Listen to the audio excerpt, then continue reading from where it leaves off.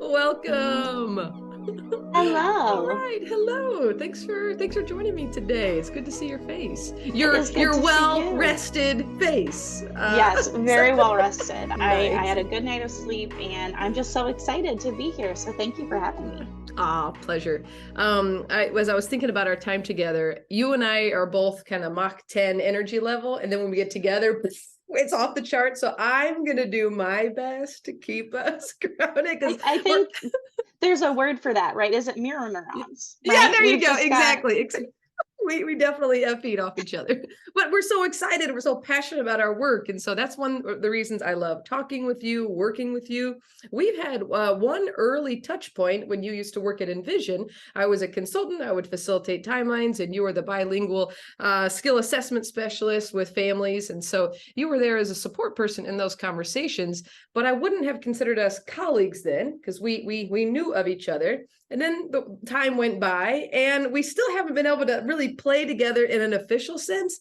But our passions have collided, and you've been generous in bringing me into your brainstorm, your passion project, and your profession now with the COG. So you are the multi-system coordinator with the Southwestern Council of Governments, look the at you. SWOCOG. I didn't even look at my Indeed. card, but.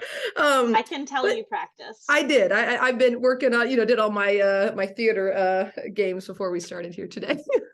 I don't want to talk too much about what or who you are in that regard, because I think you have your own voice. You're so passionate about the work that you do. So I want to hear from you. But I actually want to start before you bring us into your professional world. How did you get into this work? Why are you so passionate about creating resilience-based programming and supports for people who are surviving in these multiple systems? Where did you get your start in this work? Well, that's a great question and not a super simple one to answer. But I guess, like many of us who have ended up Yeah. in this work, I started in my own world, right? Mm, I am one of seven children, and I grew up in a household that um, had challenges because, or in part due to, right? Not only because, as sure, many of sure. our families are complex, but one of the challenges that we faced was that one of my siblings had schizophrenia and autism. So, a serious mental illness, a developmental disability, and just the combination of those things was really devastating for him and for our family as Mm, a consequence. And so, in my personal life, I grew up experiencing and knowing very deeply at a personal level what it looks like to feel that struggle every day, mm, as a child nonetheless, right, where you have yeah, even less yeah. voice and choice, Mm, just trying to get through, and then sort of navigating, like, what does that mean for my relationship with someone I love, and what does that mean for mm, my relationship with my parents and for their relationships, and seeing the impact that it had. And so by the time I, left high school, I went to college, I studied Spanish and psychology, but I graduated and I was like, I'm not going to do any of that stuff. Like, hard pass. I've mm, lived it. I don't need to work in it. mhm, Um, mhm. and that was my goal. Really hilariously, that Yeah, was like sort of my initial driver, right? I'm like, no, no, no, I'm not going to work with any of that hard stuff. yeah, yeah. Um, you know, It's the and good and stuff. It's the good stuff. and you find yourself pulled back in Hmm. sometimes. So I began working with the Spanish speaking population, which was a really cool opportunity because I got to learn about people from all different cultures and I got to really form some deep connections. And of course, if we want to talk trauma, right, the process of Mm, leaving your home and your family and yeah. everything and coming to this country is in and of itself a trauma, not to mention Mm, how dangerous and challenging that journey can be and all the pieces you face once you're mm, here. So in some ways I never left this world, mhm, but that's kind of where it started. And then when I was at Envision as the bilingual skill assessment specialist, they received, or one of the recipients in the state, right, to do the trauma responsive care certification. mhm, And I mhm. signed up because I was like, oh my gosh, this will be great for the families I serve, right? It's all Mm, about other people. I'm fine. sure. Things are,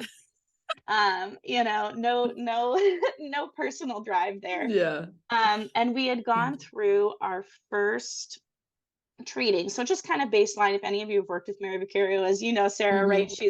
She's just a wealth of knowledge. So I mean, I was Mm-hmm. pulled in from the first session because I'm like, Yeah. oh my gosh, the science is incredible. Mm-hmm. Um, and I didn't realize at that time Mm-hmm. until just a couple of weeks later how quickly it would impact my personal world. Mm. Because about 1 month after our first session with Mary, my younger brother, who I mentioned earlier, Vinny, Yeah.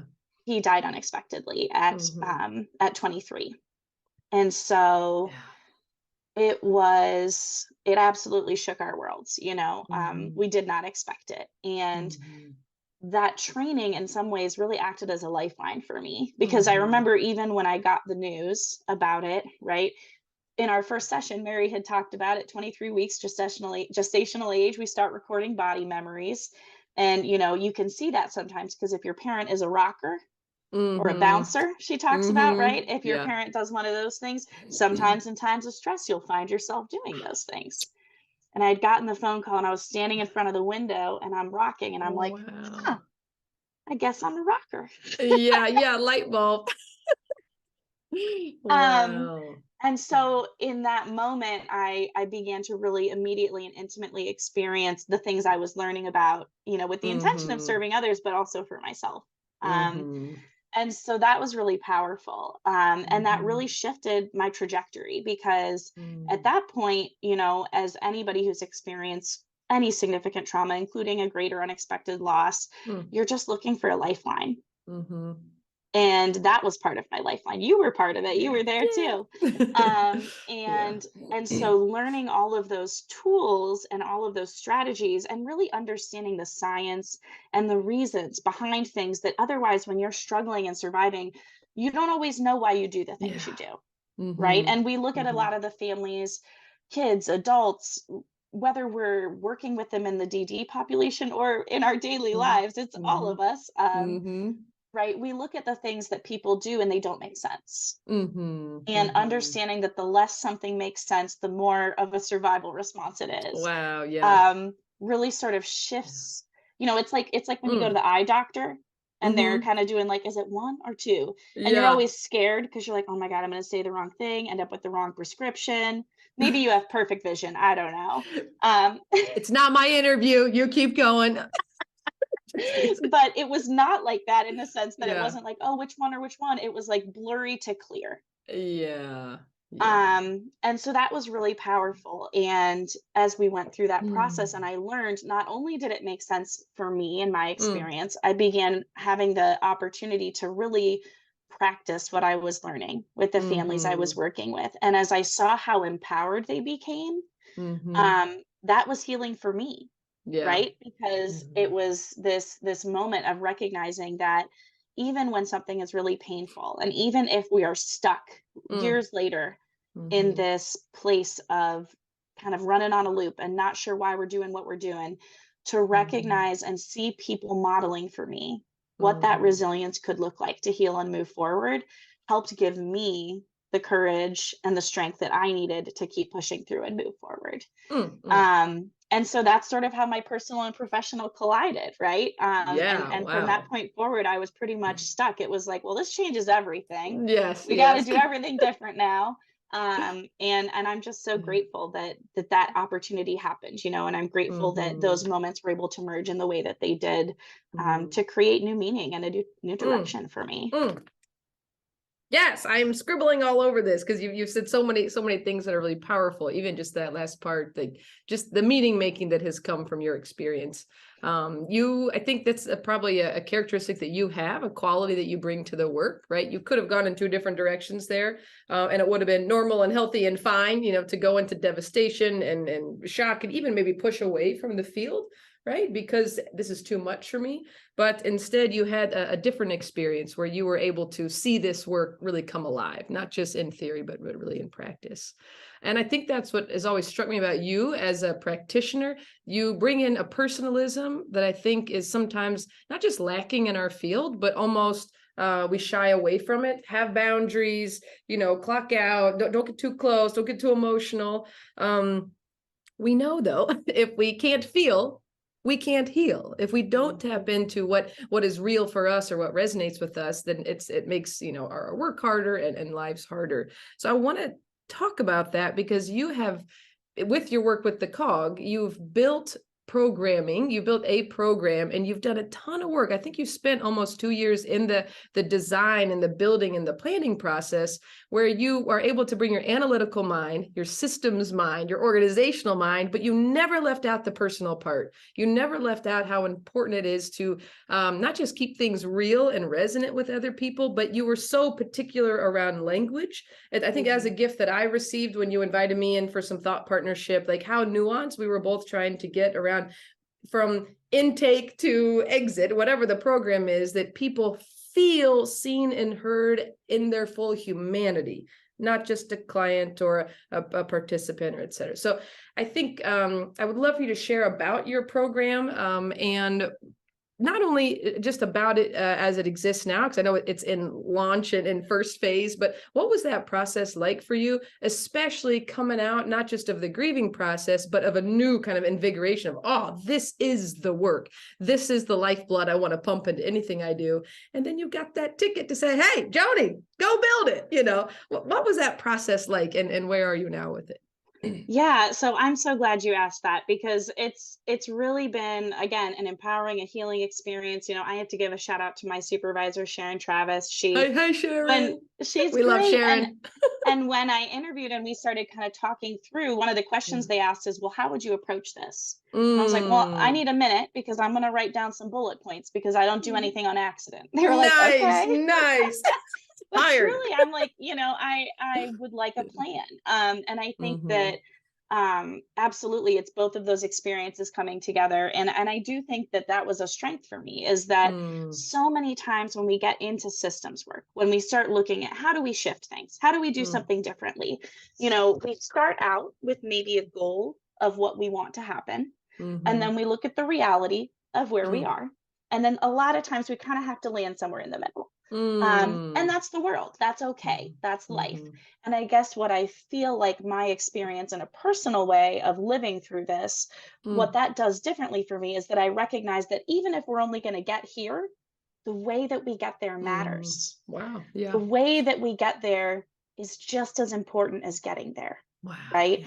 Yeah. And so that absolutely was part of, my goal in bringing you in. And so to zoom out a little bit, basically 5 counties who are part of the COG. So Butler, Claremont, Greene, Hamilton, and Warren counties. I always have to go in all in Ohio, right? That's all in southwest Ohio, corner. southwestern Ohio. They saw that we were facing these challenges with both youth and adults who run in these systems, people who we have a ton of great supports, right? There's a lot of things that are working well.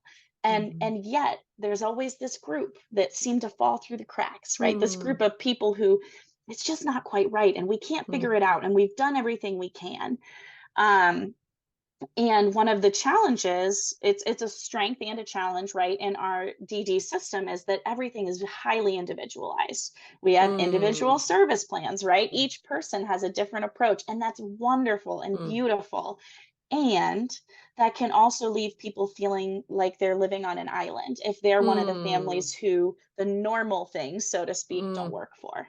And for our SSAs and for our service providers, all of those people in the world, they can struggle with that because this is so different and I don't know what to do differently. And so really the gift I was given was that these counties and the COG decided that it was worth looking at a regional level how we could do something together. Like, okay, maybe here and there and then, maybe that doesn't feel like enough in our systems. And there maybe isn't someone whose job can fully be devoted to navigating those cases. But when we put them all together, we certainly have a case. And so that was me. And so my role was sort of, first, we want you to look at the individuals who are falling through the cracks that we've identified, right, to this point. What are the pieces that's making that happen? Is it a tweak? Is there something different we need to do? How do we approach it? And so I am and always have been an information gatherer, right? And my Gallup Strength Finders input is like number 2, right? I just Nice. give me all of the information. I want to learn. I want to synthesize. I want to see how it works. And so I researched, thankfully and frustratingly, both sides, right? There's Sure. a ton of Yeah. information on this stuff, right? There was a multi-system youth white paper that was put out in 2020 that outlined pretty exactly a plan of like, here is the challenge we're facing. So my first question of like, what challenges we're facing? Oh, check. Right That's a there. paper written in Ohio by people who specialize in this, who have Wow. identified these challenges. I'm going to believe them. Yeah, yeah. And so we had that. And then I began looking, okay, what are the ways that we could do this that would meet that need? And so one of the big needs we heard was respite. One of the big needs we heard was, real education and support for families in a way that they could learn from, because it's like, it's just not working. And maybe from a system side, someone might look at that and say, yeah, I don't know. We had the right trainers and we had regular meetings and nobody learned. Well, from a personal side, I can tell you Yeah. that when you're going back home from that meeting and there's someone who is really struggling to be safe and it's making everybody else feel unsafe, the last thing that you're going to feel like in that moment is, maybe I should respond to this in a new way. I think Sarah Yeah, said sure. Yeah, something. yeah. I could try a different way, because you just, Yeah, and the science says we can't access sure. that part of our brain when we don't feel Mm-hmm. safe. So Yeah. it's not a shame and blame. It's not a Mm-hmm. judgment. It's not an Mm-hmm. effort problem. It's just brain Mm. science, Yeah, right? yep. Amen. And so I was able to say, okay, here is a piece that's missing. And so Mm. how do we do this in a way that people feel safe enough and are safe enough Mm-hmm. access it? Yeah. And so I learned from, people in Ohio. There's a mental illness and intellectual disability white paper that was written by Dr. Joanie Justiniano, like Mm-hmm. really, really smart people who I'm able to draw from. And then also looking at a larger level nationally to say, are there other places that have done this? And there are, Mm-hmm. and thankfully I found a lot of other passionate individuals who, you get an email. I'm glad they didn't think I was fishing, right? Because I'm like, Right, right, hi, right. I'm Joanie. I'm from Ohio. Like, I Yeah. saw about your program, and people wanted to meet and they wanted to share. Nice. And they shared with me, like, here were some challenges we faced. So I kind of knew and was Mm-hmm. able to know not everything that would come up, but at least some of those pieces that might come up. Mm-hmm. And then you can address them, right? If you name it, you can Mm-hmm. frame it and you can There. figure Ooh, out look how to at you. respond. He changed it, Nice. not me, but I do Okay, love the okay. shift. I do love the Nice. shift, because you Yeah. can't always tame it. Sometimes it's Yeah, just about sure. framing it and finding a new way to look at it. So Sure. I was able to have that opportunity. And then the Center for the Study of Social Policy had also released some information and studies basically on how to measure resilience in families. Mm. And so I read a lot of papers on that. I did a lot of fun, boring research. Yeah, it sounds like a Um, lot. I know that I connected with you on something like, have you read this? You're like, Yeah, yeah. no, but I guess I will.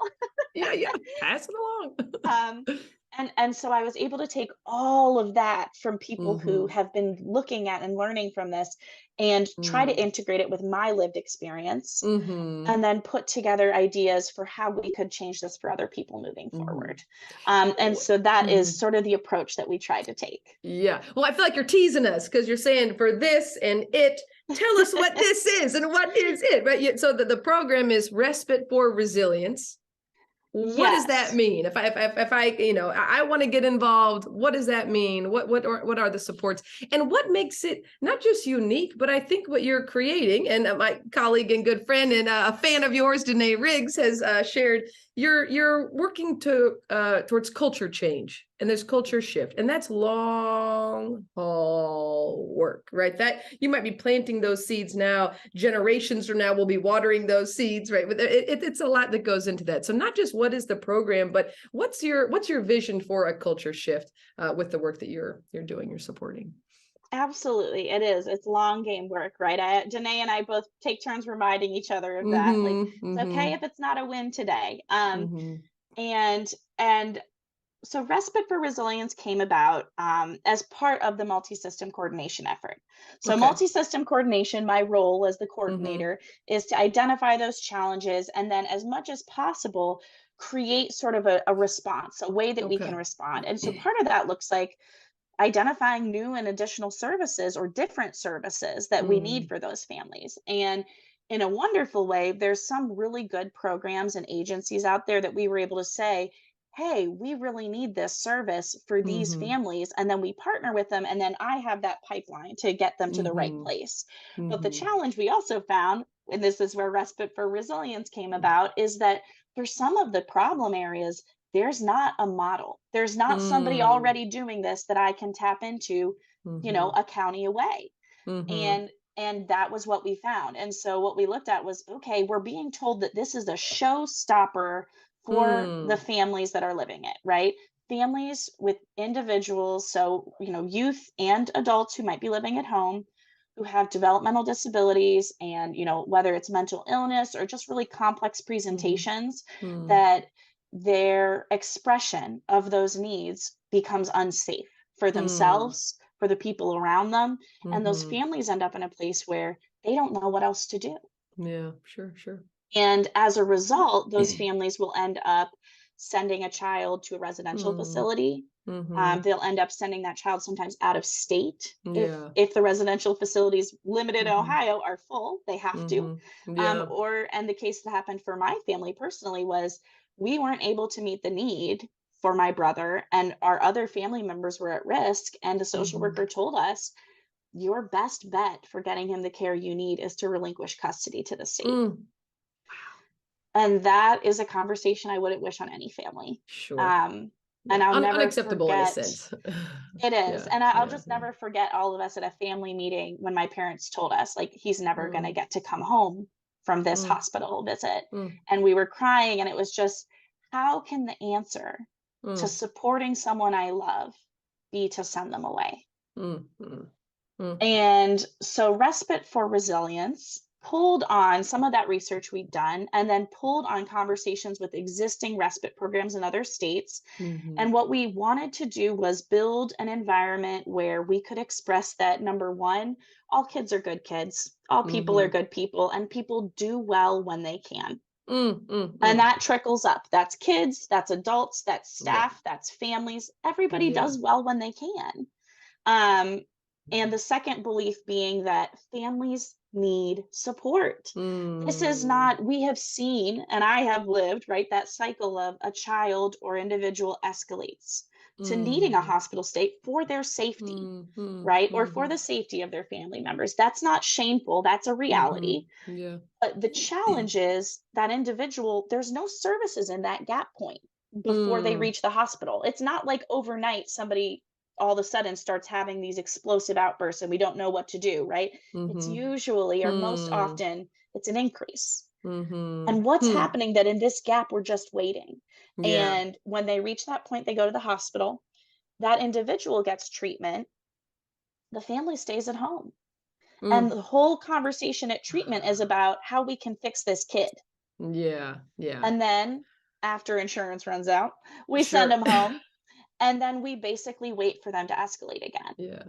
And Mhm. so for families, what we wanted to do was to break that cycle. So what do we Mhm. need to do so that when we take this kid out, we can send them back and they can stay back? Mhm. Yeah. And so Yeah. that shift looked like involving number one, a more extended stay. So we Mhm. identified that for families who are in that crisis place, 90 days is going to be needed. Mhm. And the, Mhm. the idea is the first part of the conversation, and it's on the program planning, right? Tier one Mhm. for families is Mhm. just, we're going to take a breath. Yeah. How are Nice. you feeling in your body? And what do we need Mhm. to do? What does safety look like? Questions that parents haven't had Mm. time to ask because they've been surviving. Yeah. Um, and while that is happening with the families for the individuals we're serving, we have one-on-one staffing Mhm. during the waking hours of the day and one-on-two staffing overnight. And then Mhm. for our staff, the other important piece is making sure that they have the training and support they need. Yeah, yeah. We identified resilience-based de-escalation training. So that is something that was developed to sort of provide the theory to practice, right? So we have Mhm. all of this trauma responsive care, and that can kind of get up in the theory, which I love, but not everybody's Sure, into it, sure. right? Just ask my husband. He's like, I really don't know if I can hear about this anymore Yeah, yeah. sometimes.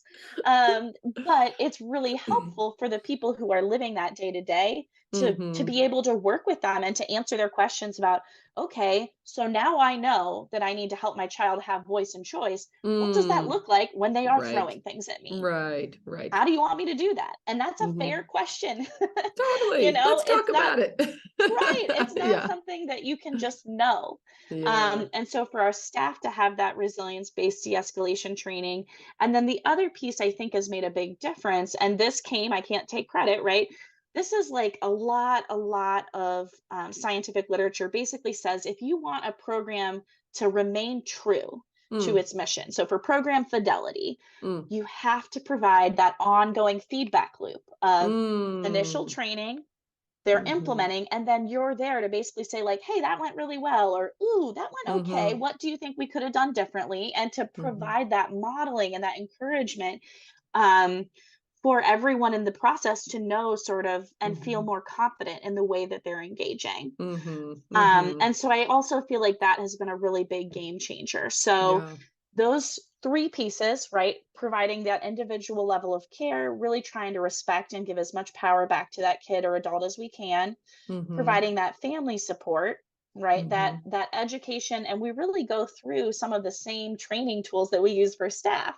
Mhm. And the family gets to see, wow, my child is responding to that for that staff person. Maybe I could Mm. try it. Mhm. Um, Mhm. and then the third piece, of course, like I said, is the staff, and they are just a huge component of it. And Mhm. it's hard to get the right people. And some of the staff Yeah. that we've had there it's been just amazing to see them Mm. grow into that role and to see the connections they've forged with these kids. And for them too, I think it's been really empowering to see it shift from, sometimes a kid comes in and they're having a hard time. It's a new place, it's a big Mhm. adjustment, and to see them Mhm. go from staff being like, I don't know, this might be a 3-on-1. I'm not sure we can Mm. handle this. And you're like, okay, let's give it a try. Let's see what we can Mm. do.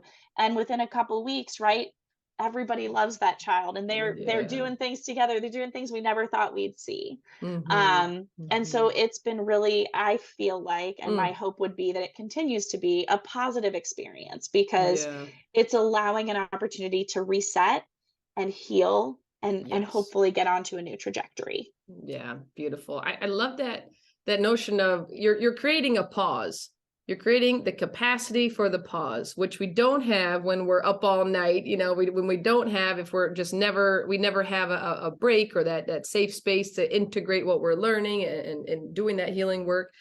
If I can do a visual, it sounds like the research is we're all here, staff, families, people themselves who have young people who are having a hard time, and you have taken this flipped lid experience and you've looked at where can we nurture and connect with and help all people in the puzzle feel safe, seen, and heard, which is your feedback loop, right? That everyone Mhm. has a voice. If things aren't working, let's figure out how do we fail fast? How do we come back to the drawing board and keep building in that regard? I'm curious, and my brain is here in another piece of the puzzle. When we think about healing and how healing happens in relationship, it happens through small, tiny actions where we can re-establish what does it mean to be in relationship with myself? What does it mean to be in relationship with others? Where can I be a contributor to the greater good, not just a recipient of things? So take me into 10 years from now or 5 years, take me a bit into the future where you've helped integrate a community or a belonging aspect. Maybe it is already part of the program. Where do you help people get outside of client role and into citizenship role? And I'm not assuming that should be your job, Joanie. Like, wait, what about that piece? But I would be remiss if I didn't just lift it up that there is this piece of connection and belonging and contribution. How does that play out or work its way in the model, the program now, or just the future vision for what it means to really live a big, full life?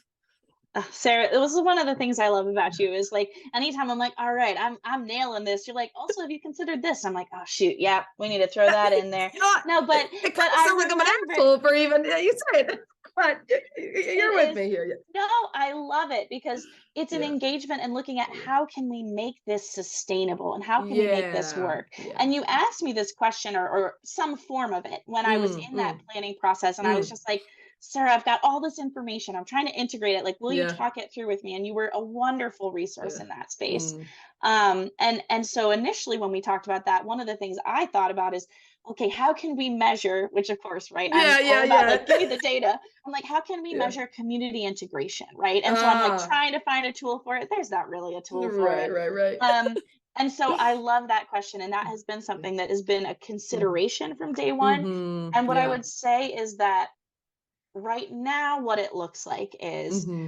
the initial goal point, right, is we are helping increase community engagement by getting these kids back into their homes and Yeah, communities. yeah. Because Being safe in their neighborhoods, in their homes. Yeah. by the time they get to us, these kids are Yeah. looking at school is sending them out of district Mm-hmm. to Mm-hmm. a very small, more restrictive environment because they don't know how to Yeah. handle them.